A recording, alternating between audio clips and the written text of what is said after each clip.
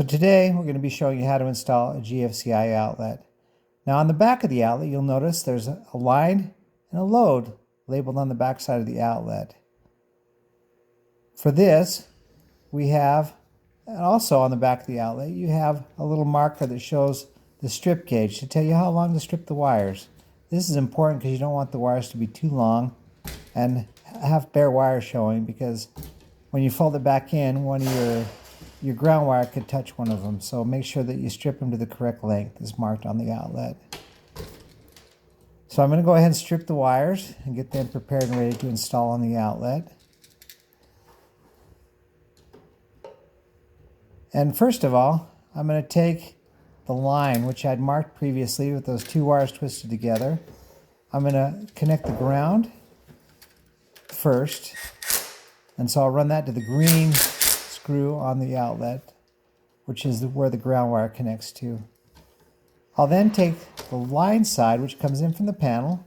I'll connect the neutral first, and that goes to the silver screw on the outlet, similar to what we discussed on a previous video on installing an outlet.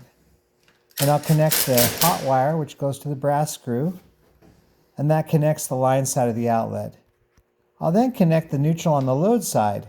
This goes to other outlets to protect them, and that goes to the silver screw from the white wire. The black wire, which is the hot wire, will go on the brass screw marked load on the GFCI outlet. And once we have these wires connected, we can now fold the outlet into the box carefully, making sure that our ground wire doesn't touch as we fold that in. Once we have it folded in, we'll grab our drill driver and attach it to the box and secure it,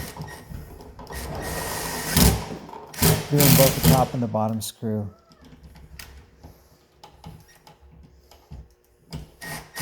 We'll then take our cover plate. I'm going to first align the outlet to make sure that it's level, so that when we attach the cover plate it'll be nice and level. We'll go ahead and attach the cover plate. And once we screw the cover plate in, our job will be completed.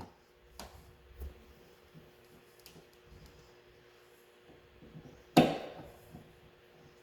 example, here we have a GFCI outlet here in the kitchen, and then it goes over from the load side of the outlet to another outlet here in the kitchen, and then to an additional outlet here. These two outlets are actually protected by that GFCI outlet, and so if they sense a fault current in a piece of equipment, they'll trip this particular outlet.